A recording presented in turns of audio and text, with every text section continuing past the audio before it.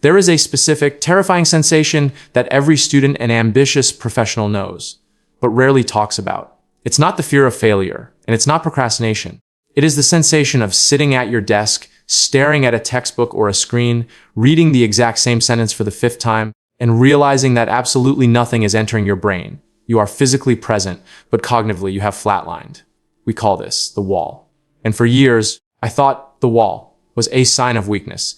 I thought that if I couldn't study for 8, 10, or 12 hours a day like the top performers on the internet claimed to do, it was because I lacked discipline. I thought I was simply lazy. So, I did what we are all told to do. I pushed harder. I drank more caffeine. I forced myself to sit in the chair until my eyes burned.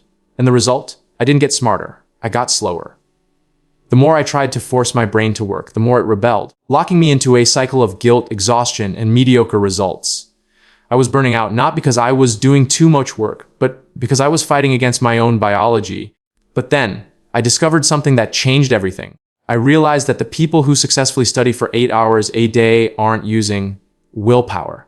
They aren't forcing themselves to suffer. They have simply accessed a different neurological state, a state where the friction of working disappears. The secret to high performance studying isn't about time management. It is about energy management. It is about understanding the neurochemistry of focus. Once I stopped fighting my brain and started engineering my environment to match my biology, 8 hours didn't feel like torture. It felt like flow. Here is exactly how I did it and how you can too. The neurochemistry of resistance, why studying hurts. To understand how to study for 8 hours, we first have to answer a fundamental question. Why is it so hard to study for even 1 hour? Why does sitting down to work often feel physically painful? Neuroscience offers a fascinating answer.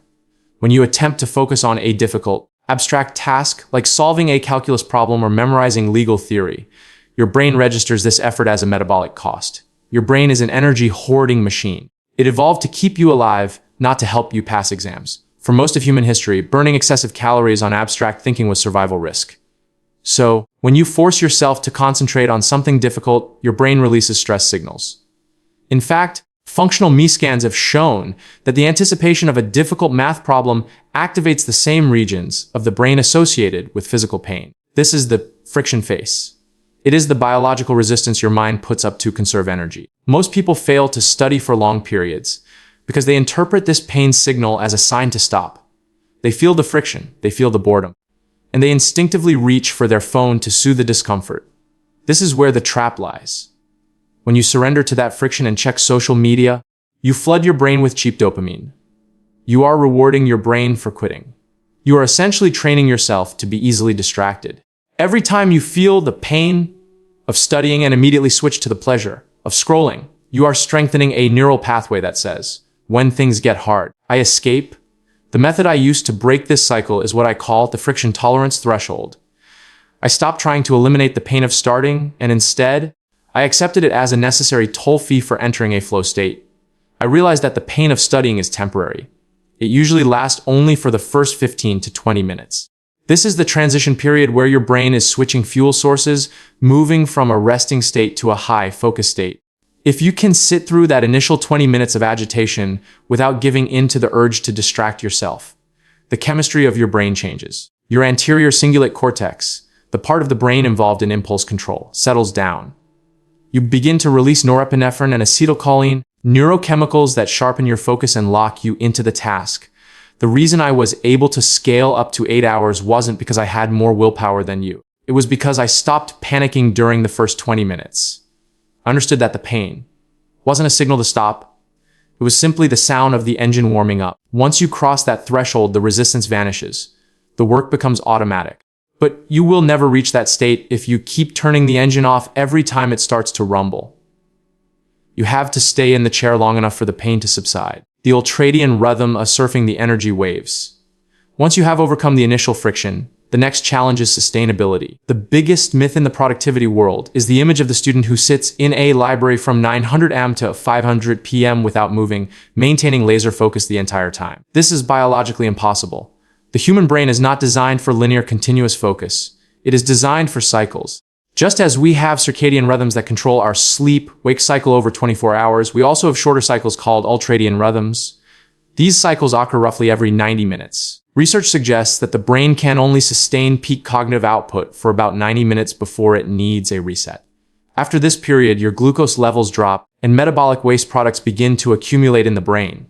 If you try to push past this 90-minute limit using sheer force of will, you enter the diminishing returns zone. You might still be looking at the book, but your processing speed has slowed, your retention has plummeted, and your frustration is rising. This is what leads to burnout. You are redlining an engine that is out of wool. To study for 8 hours, I didn't try to study for 8 continuous hours. I broke my day down into 4 or 5 intense, 90-minute blocks separated by genuine recovery. This is the crucial distinction: pulse and pause. I would set a timer for 90 minutes. During that time, my phone was in another room. The internet was off and I was in deep work. But when the timer went off, I stopped. Even if I was in the middle of a sentence, I stopped. The mistake most people make is that they take fake breaks. When they stop studying, they immediately pick up their phone and start scrolling through Instagram or TikTok. This is fatal. Scrolling is not resting. Scrolling is high-stimulus cognitive processing. It floods your visual cortex with information and spikes your dopamine, which fatigues your brain even further. If you spend your break on your phone, you are not recharging your battery, you are just draining it faster. My breaks were strictly low dopamine. I would walk outside, stare at a wall, stretch, or make tea. I allowed my brain to enter the default mode network, a state of wakeful rest where the brain consolidates memory and clears out metabolic waste. By doing absolutely nothing for 20 minutes, I allowed my neurochemistry to reset. When I sat back down for the next 90-minute block, I wasn't fighting fatigue. I was fresh. Studying 8 hours a day becomes manageable when you realize it's actually just 5 90-minute sessions with true rest in between. It changes the psychological framing from a marathon, which feels impossible, to a series of sprints, which feels achievable. By respecting your ultradian rhythms, you stop fighting your biology and start using it to your advantage. You aren't burning out because you are constantly refueling. The cognitive switching penalty, the multitasking lead. The third pillar of my strategy involved eliminating the single greatest thief of mental energy, context switching. There is a concept in computer science that applies perfectly to human psychology. When a computer processor switches from one task to another, it has to save the state of the first task and load the state of the second. This takes time and computing power. Human brains work the same way. When you switch your attention from your textbook to a text message and then back to the textbook, you pay a cognitive switching penalty. A research from the University of California, Irvine, shows that it takes an average of 23 minutes and 15 seconds to get back to a state of deep focus after being distracted. Let that sink in. One notification, one quick glance at a text message, and you have lost 20 minutes of peak brain power. When I looked at my previous studying habits, I realized I wasn't actually studying for hours. I was studying for 10 minutes, getting distracted, refocusing for 10 minutes, getting distracted again, and refocusing. I was spending half my energy just trying to get back into the zone. No wonder I was exhausted. I was running a mental obstacle course, not learning. To study for 8 hours without burnout, you must ruthlessly eliminate the need to switch contexts. I adopted a strategy I call the fortress of solitude. When I entered my study block, I made it physically impossible to be distracted. I didn't just put my phone on silent, I put it in a kitchen drawer. I used website blockers to lock me out of social media and news sites. I cleared my desk of everything except the specific materials I needed for that specific task. Visual clutter creates attentional residue. Your eyes drift to a messy paper stack, and a part of your brain asks, what is that? Do I need to deal with that? That micro distraction costs energy. By creating a sensory deprived environment, I remove the option of distraction. This is important because willpower is a finite resource. If you have your phone sitting next to you, even if you don't touch it, your brain is actively expending energy to ignore it. You are constantly fighting the urge. That is a massive energy leak. By removing the phone entirely, you remove the battle. You free up that energy and redirect it toward your learning. This creates a psychological safety container. When your brain knows that there are no external threats or distractions, it allows you to drop into a deeper state of concentration much faster. This is deep work. In this state, time dilates. You can get more done in 1 hour of deep work than in 4 hours of distracted, fragmented work. So, when I say I studied for 8 hours, I mean 8 hours of deep, singular focus. This is only possible if you protect your attention as if it were your life savings. Because in the economy of the mind, attention is the only currency that matters. If you spend it on switching costs, you have nothing left for learning. The dopamine detox, reclaiming your baseline. We cannot talk about long-duration studying without addressing the elephant in the room: boredom. The primary reason most people cannot study for 8 hours is not that the material is too hard, but that it is too boring compared to everything else in their life. We live in a hyper-stimulated world. Video games, pornography, social media algorithms, and fast food all trigger massive, unnatural spikes in dopamine. These are super stimuli. Over time, your brain adjusts to these high levels of stimulation by downregulating your dopamine receptors. You become desensitized. This is why a 15-second TikTok video feels engaging, but a 15-page history chapter feels like torture. Your brain has been calibrated to expect a level of excitement that a textbook simply cannot provide. When I was struggling to study, my baseline for stimulation was way too high. I was addicted to high-speed information. Trying to read a book felt like trying to listen to a whisper at a rock concert. I couldn't hear the information because the background noise of my life was too loud. To fix this, I had to lower the volume. I had to undergo a dopamine detox. This is not about becoming a monk or living in a cave. It is about recalibrating your brain's reward system so that boring things become interesting again. I started by eliminating high dopamine activities during the start of my day. No phone in the first hour of the morning. No video games until the weekend, no multitasking. By removing the super stimuli, I forced my brain to reset its sensitivity levels. After about a week of this, something miraculous happened. The boredom of studying began to dissipate. When you aren't constantly bombarded by flashing lights and 10-second loops, the slow, steady progress of learning starts to feel satisfying. You begin to actually enjoy the nuance of a complex theory. You find pleasure in solving a difficult equation. This is the secret to studying without burnout. You have to make studying the most interesting thing available to you. If your choices are study or play video games, you will burn out trying to force yourself to study. But if your choices are study or stare at the wall, studying suddenly becomes very appealing. I utilized this by making my environment boring. If I didn't study, I sat there doing nothing. I didn't allow myself to do anything else. Eventually, my brain, starved for stimulation, would beg me to open the book. I wasn't pushing myself to study. I was pulling myself toward it as a relief from boredom. This shift in neurochemistry is vital. You cannot sustain 8 hours of work if you are constantly craving a higher level of stimulation. You have to bring your baseline down to match the pace of reality. Once you do that, the struggle disappears. You aren't missing out on the chaos of the internet. You are finding peace in the clarity of focus. The burnout fades because the internal conflict ends. You are no longer fighting against a brain that wants to be somewhere else. You are exactly where you want to be. The identity shift, the psychological anchor. The final piece of the puzzle is not biological, it is psychological. It is about identity. For a long time, I viewed studying as a chore, something I had to do to get a grade, to get a degree, to get a job. It was a means to an end. This framing creates immense psychological drag. When you view an activity as a have to, your brain categorizes it as a punishment. You constantly look for the exit. You count the hours until you can stop. This creates a state of constant, low-level stress that eventually leads to burnout. To study for 8 hours a day, I had to fundamentally change how I viewed myself.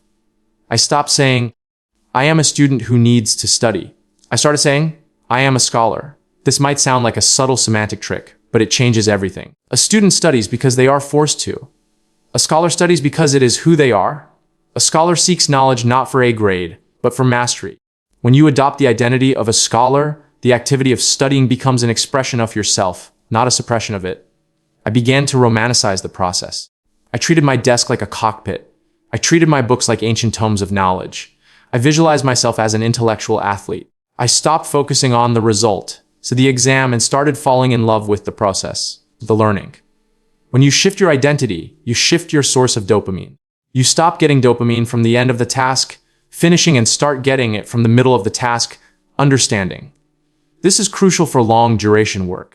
If you are only happy when you finish, you will be miserable for the 8 hours you are working. But if you derive satisfaction from the act of focus itself, from the feeling of your neural networks expanding, from the sensation of competence, then the 8 hours become a source of energy, not a drain. This is what allows people to work incredibly hard without burning out. They aren't working in the traditional sense. They are engaging in their purpose. They have aligned their daily actions with their internal identity. I remember the day the shift happened. I was 4 hours into a session, and instead of checking the clock to see when I could stop, I looked at the clock and felt annoyed that I had to stop for dinner. I wanted to keep going. I wanted to finish the chapter. That is when I knew I had beaten burnout. You have to build a narrative around your work that makes it meaningful. If you tell yourself, this is boring, this sucks, I hate this, your brain will believe you and shut down. But if you tell yourself, I am building my future, I am mastering this craft, I am becoming formidable, your brain will rally resources to support you. Your internal monologue dictates your energy levels. Rewrite the script and you rewrite your biology. Studying for 8 hours a day isn't about masochism. It isn't about who can suffer the most. It is about engineering a lifestyle that respects the limitations and potential of the human mind. When you stop fighting the friction and learn to ride the wave of your ultradian rhythms, when you stop leaking energy on context switching, when you detox your dopamine receptors to find joy in the quiet, and when you shift your identity from a reluctant student to a driven scholar, the impossible becomes your new normal. You will find that you are not tired. You are not burnt out. You are dialed in. The burnout you used to feel was just the friction of a misaligned engine. Now you are running smooth. But there is one final trap that often catches people even after they master their focus. It's the inability to turn it off. Once you learn to engage the engine, you must also learn the art of the hard stop, or your sleep will suffer, and everything will collapse. I'm working on a deep dive into the neuroscience of sleep and memory consolidation, explaining why the 8 hours you spend sleeping are actually more important for your grades than the 8 hours you spend studying. If you want to understand how to learn while you dream, make sure you are subscribed and have notifications on. You won't want to miss that. Until then, sit down, focus, and let the friction pass.